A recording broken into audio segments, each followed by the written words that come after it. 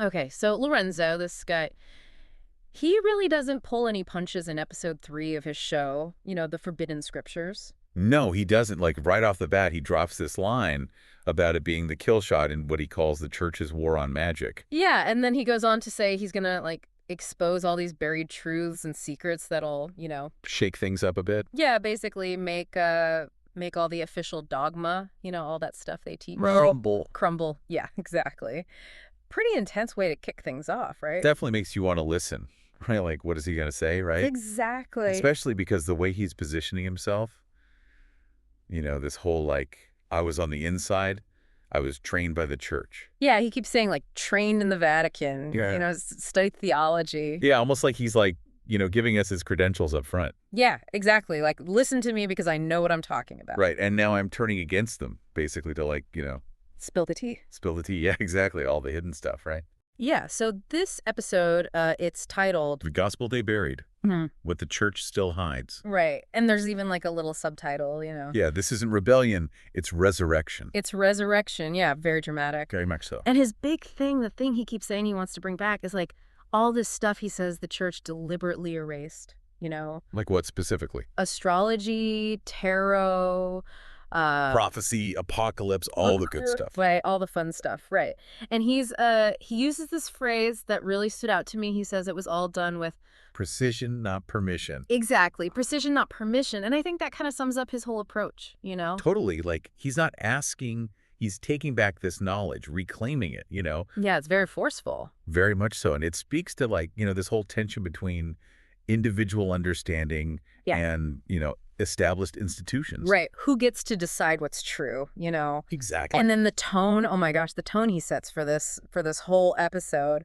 Oh, yeah. It's intense right from the start. He says this whole deep dive that we're doing into his episode, it's meant to burn through centuries of control. Ooh, with fire that doesn't need to shout. Yeah, fire that doesn't need to shout. It's very pointed, Yeah, like he's so sure of himself, of what he's saying. Right, like he doesn't need to yell and scream to convince you, Yeah, the truth is just going to, like, burn through all the lies, basically. Yeah. It's a very powerful image he's using. So let's jump right into the first section of Lorenzo's episode. He calls it... The real heresy wasn't magic. Yeah, and right away, first line, he's like, we got to cut through all this... Propaganda. 1,600 years of propaganda, he says.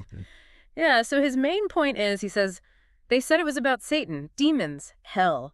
They said those who practiced magic were in league with darkness. But the truth, the real threat was never demonic. The real threat was unsupervised knowledge. That's a huge claim, right? Like flipping the whole script on its head. Totally. It wasn't about fighting evil spirits. It was about controlling what people knew. And controlling people. Yeah. Exactly. Which makes you think, how often does that happen? Not just with religion, but with anything. Yeah, with governments, with, corporations. Totally. Who controls the information controls everything, right? Right. So then Lorenzo, he gets into what he actually means by magic, because... It's not like pulling a rabbit out of a hat, right? No. He's talking about, he says, intentional communication with the divine without clerical mediation. Yeah, no priests needed, basically. Yeah, so prayer without Latin, symbols without catechism, intuition without dogma. Just you and the divine direct connection. Right. And he says that's what the church was really afraid of. Yeah, because if you can do that on your own, you don't need them. You don't need them, exactly. No priests, no confession. No tithes, no money going to the church. The whole power structure crumbles. Crumbles, yeah. And so he says, who are they really scared of? Not evil sorcerers or whatever. Right, not Voldemort. Yeah, exactly. He says it was literate women, village healers, midwives, dream interpreters. The people who held knowledge, outside of the church's control. Yeah, outside the bishop's reach, he says. And it's interesting, right, that he focuses on women. Yeah, that's a big part of his whole argument, right? The church trying to suppress women's knowledge, women's power. And you can see how that ties into his whole thing about magic being this direct connection with the divine. Right, women were seen as more intuitive, more connected to nature. Which the church probably saw as a threat, right? Totally, yeah. They couldn't control that kind of knowledge, that kind of power. So they had to demonize it, right? Yeah, he says he basically flipped everything on its head, individual freedom became heresy. Oh, wow. Yeah. Yeah, and being able to read and understand scripture for yourself became, demonic possession. That's crazy. And using herbs for healing became witchcraft. And your dreams, like your own personal dreams. Visions. Suddenly, that's a demonic attack. Yeah, not a message from God or anything. So basically, everything that could empower you outside of the church was twisted into something evil. Exactly. And then he goes into these, he calls them historical bullet point shockers. Yeah, like specific examples from history. Yeah, like the Cathars, they were burned for saying people could talk directly to God. Right, direct communion with God. No middleman. No middleman, yeah. And then the Begins. Oh, those women who just wanted to live their own lives, like not married, not in a convent. Yeah, but they were spiritual, right? They were mystics. Yeah, and the church just couldn't handle that. Labeled them heretics. Yeah, and then there's Giordano Bruno. He was a Dominican friar, but... burned at the stake. Yeah, for saying the stars spoke truth. Not just for blasphemy, but for, like, alternative ideas about the universe. Yeah, like challenging the church's whole worldview. And then all those books and libraries that were destroyed. Oh, yeah, countless, he says. Not because they were, like, evil books. But because they contain knowledge. Yeah. Ideas that the church didn't want people to have access to. Right. It's all about control. And then at the end of this whole section, Lorenzo has this line, he calls it his. Sharpened insight. The church didn't fear Satan. It feared the idea that someone could speak to God without them, without Latin, without a collar, without permission. Powerful stuff, right? Yeah, it really makes you think about like what they were really trying to protect. Not God, but their own power. Exactly. Okay, so moving on to the second part of Lorenzo's episode. He calls this one... the Bible's hidden magic. The Bible's hidden magic, yeah. And here he's basically saying the Bible itself... is full of magic. Is full of magic, yeah. Like what people would call divination. Which is interesting, right? Because the church is usually all like, divination is bad, it's demonic. Right, but Lorenzo's saying, no, it's right there in the Bible. And he's not holding back either. He comes out and says, the Bible isn't a book against magic. It's a book about magic with the name of God stamped on every spell. Yeah, I mean, that's a pretty bold statement. Definitely a different way of looking at things. Totally. And then he goes on to give all these examples. He calls them his biblical receipts. Like proof from the Bible itself. Exactly. And he just like rattles them off one after another. It's really something. Rapid fire heretical precision, he calls it. Yeah, so he starts with Genesis 10:07, the story of Joseph interpreting dreams. And rising to power because of it. Right, and Lorenzo's point is, like, if God was involved in those dreams... Can dream interpretation really be a sin? Right, it makes you think. And then he goes to Daniel, chapters 1 and 2, where Daniel's interpreting Nebuchadnezzar's dream. And not only does he not get punished... He's promoted by a pagan king. Yeah, like, God's not mad at him for doing that. And it's interesting, right, that it's a pagan king, like... It's not even within the Israelite context. Right, like maybe God's not so picky about who he talks to. Exactly. Maybe it's not all about following the rules perfectly. And then, oh man, this one's a classic, the Witch of Endor. 1 Samuel 28, where she channels the spirit of Samuel. Yeah, and Lorenzo points out, like even though Saul gets punished for, seeking her out. Yeah, because he was desperate and disobeying God's direct commands. Right, but the witch herself, she doesn't get punished for the actual act of divination. God even allows Samuel to appear. So it's like maybe the act itself isn't inherently evil, Yeah, maybe it's more about the context, the intention. Right, and then Lorenzo brings up the Urim and Thummim from Exodus 28:30. The sacred stones they used to get answers from God. Yeah, like literally they were used for divination. By the high priest, no less. Right, so it was an officially sanctioned practice. And then... Verse 24, there's Balaam, a pagan diviner who... ends up speaking prophecies for Israel. And his prophecies are even clearer than some of the Israelite prophets, Lorenzo says. Which again just shows, like, God can speak through anyone, right? It doesn't have to be a chosen person, a priest, or anything. And then the last example he gives is from Acts 1:26, where the apostles... cast lots to choose Judas's replacement. Yeah, and Lorenzo's like, that's divination, plain and simple. And it's like one of the first things the early church does after Jesus leaves. So they were using divination right from the start. And then Lorenzo just drops this, like, mic drop question. He says, if God speaks through dreams, dice, stars, and seers in the Bible, then when did he stop? And more importantly, who decided he had to? Right, like who gets to say that God can't do that anymore? Where's that rule written, right? Exactly. And then he ends this whole section with his hammer point. He says, the magisterium calls it illicit unless it passes through their hands. But the Bible shows over and over, God doesn't need permission to speak. He uses dreams. He uses visions. He even uses women. There it is again, that emphasis on women. Yeah, like they were important, they had a role to play. The church tried to silence them. Okay, so moving on to section 3 of Lorenzo's episode, and this one is called... Apostolic control versus mystical Christ. Yeah, and here he's basically saying the real battle throughout history wasn't between, like, the right beliefs and the wrong beliefs. But between control and experience. Well, exactly, like the church trying to control how people experience the divine. Versus people just having their own direct mystical experiences. And he sets the tone for this whole section with this really kind of poetic language. He says, calm fury, sacred rebellion, echoes of something ancient and true. Yeah, very evocative. Like you can almost feel the emotion in his voice. Totally. And then he goes on to say, Christ didn't write a catechism. He didn't build a church with marble and bureaucracy. He walked. He healed. He whispered truth into the ears of fishermen, prostitutes, and tax collectors. So he's painting a picture of Jesus as this very, like, down-to-earth, accessible figure. Yeah, not some distant authority figure. Just someone who walked among the people, talked to them directly, healed them. And then he contrasts that with, what he sees as the apostolic successors, the people who came after Jesus. Who built the church with all its rules and hierarchies. Yeah, he says Christ's message was all about symbols, stories, silence. And the church turned it into rules, codes, edicts, chains. Yeah. Very different vibes. Totally. Like one is about experiencing the divine directly. The other is about controlling that experience. And then he pulls out more of his receipts. Gotta love those. Yeah, he starts with John 3:8. The Spirit blows where it wills. And he says... That means the Holy Spirit can go anywhere, do anything. It's not bound by the church's rules. Yeah, it's not limited to councils and cardinals. It can work through anyone. The wind, the fool, and the listener, Lorenzo says. And then he brings up Luke 10.21.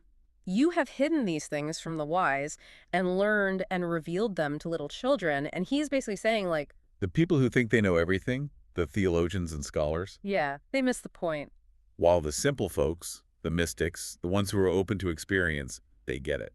And then his last receipt for this section is Matthew 17.5, where God says, this is my beloved son. Listen to him. And Lorenzo's point is like... Listen to Jesus, not to Rome, not to the church, not to all their doctrines and interpretations. Yeah, go straight to the source. Exactly. And then he has this obsidian insight, he calls it, where he says, the early mystics didn't meet Christ in doctrine. They met him in breaking bread, in trance, in dreams.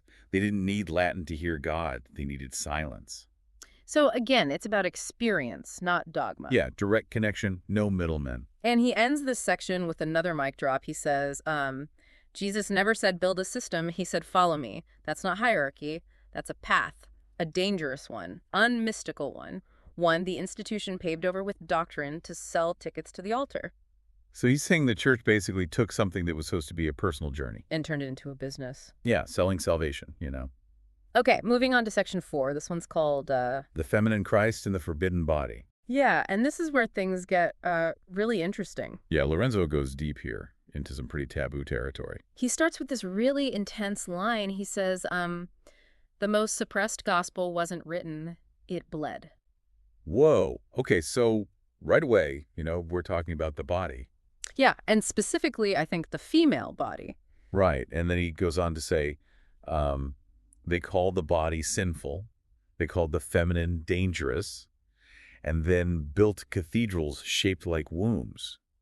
It's like, what? Yeah, that's a really powerful image, right? Like, even though they were suppressing the feminine. It was still there in the very architecture of their churches. Subconsciously, maybe? Or maybe they couldn't escape it. Yeah, like it's so fundamental it keeps coming back. And Lorenzo's argument is that, the church basically baptized male authority. Gave it this, like, divine stamp of approval. Well, at the same time, they were, like, persecuting and silencing women. Who, he says, actually mirrored aspects of Christ. Yeah, through their intuition, their wisdom, their physical experiences even. So again, he's tying this back to his whole thing about direct experience of the divine. Right, and saying, like, women were better at it, or at least they were seen as a threat because of it. And then he focuses on Mary Magdalene. Oh, yeah. He has a lot to say about her. He's basically saying she was not a prostitute. Which is how she's often portrayed, right? Yeah, but that she was actually the first witness to the resurrection. And he brings up the Gospel of Mary, where she's, like, teaching the male disciples. And Peter's objecting, like, he can't handle it. Yeah, and Lorenzo's point is, like, the church followed Peter's lead.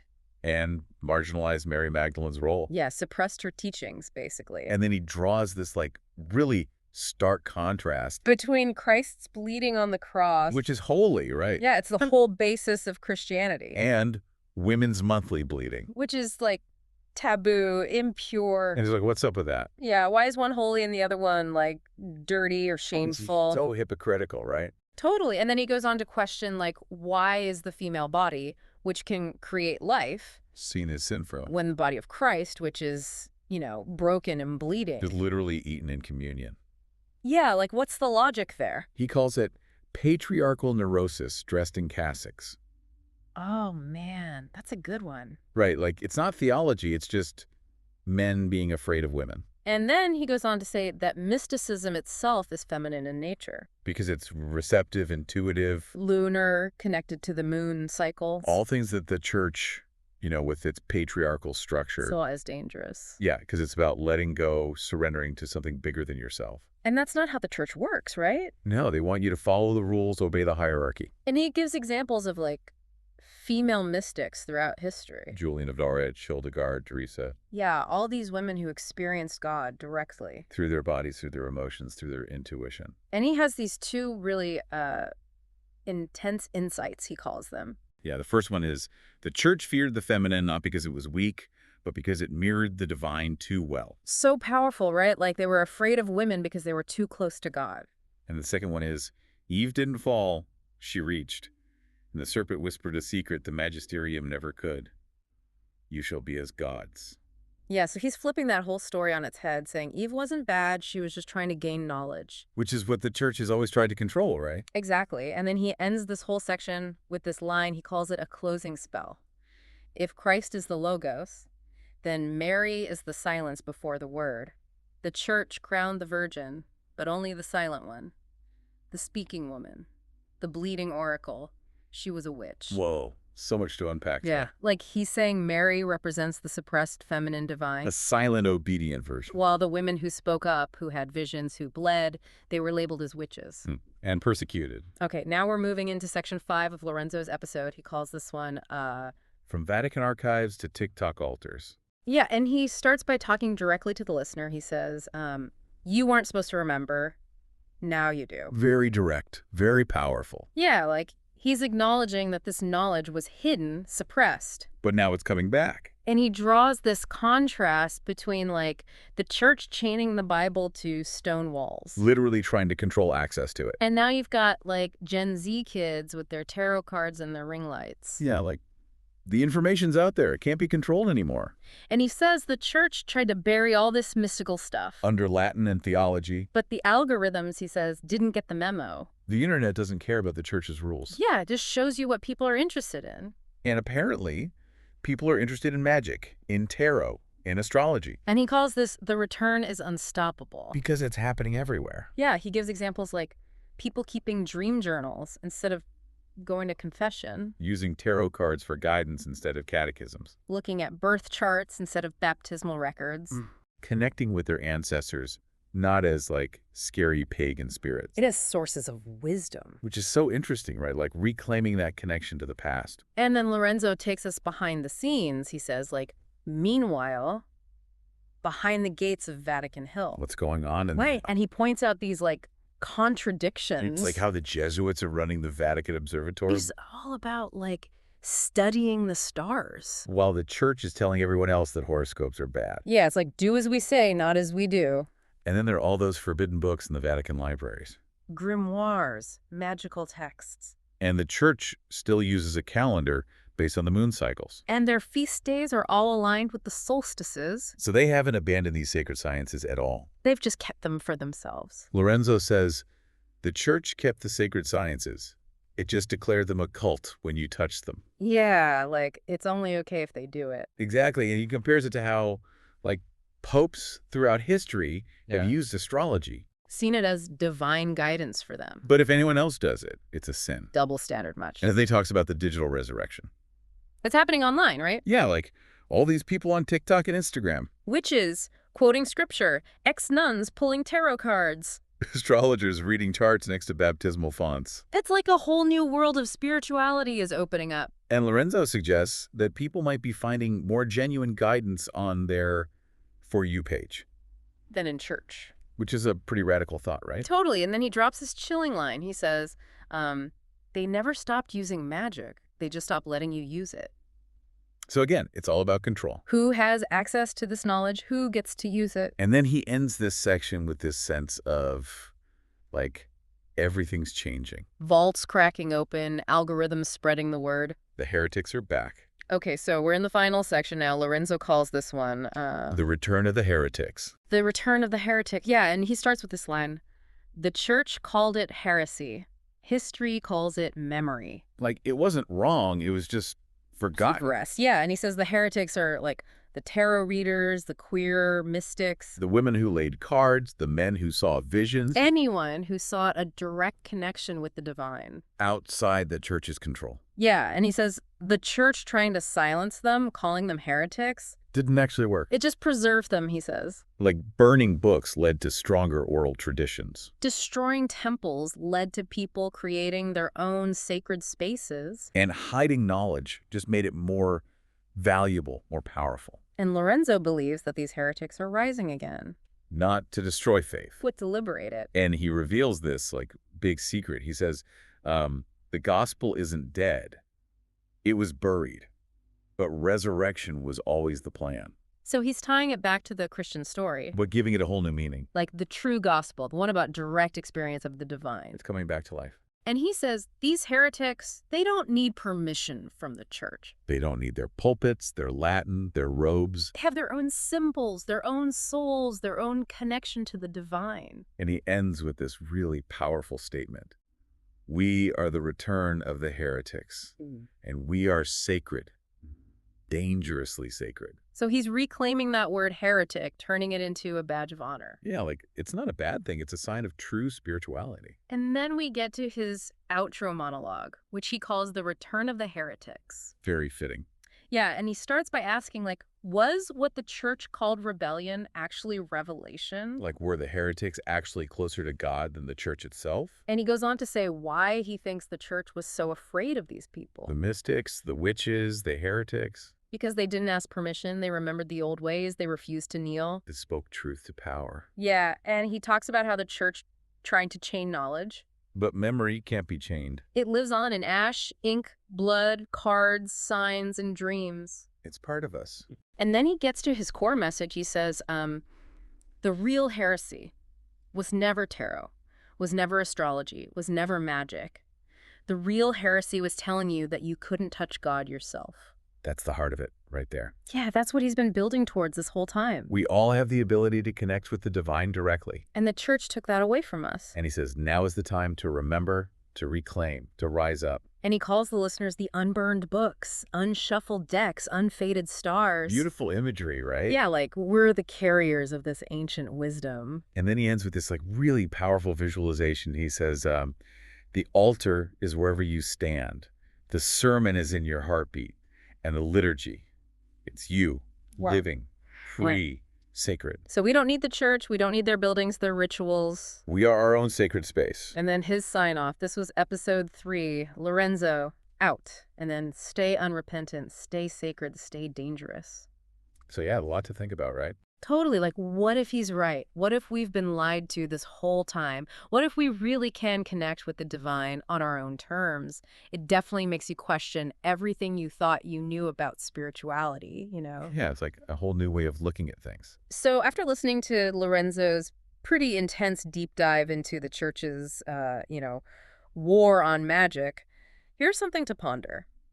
What if the real heresy was denying people that direct connection with the divine? How does that change your view of like all these spiritual practices, from tarot to astrology to, just listening to your own intuition? It's definitely food for thought, right? Definitely, yeah. It's a lot to process, that's for sure. It is. But it's exciting too, right? Like, what if we really can reclaim this power, this connection? That's a really good question. Yeah, what if we can? I don't know, but it's something I'm definitely going to be thinking about. Me too. Thanks for listening, everyone, and until next time, stay curious. And stay open-minded.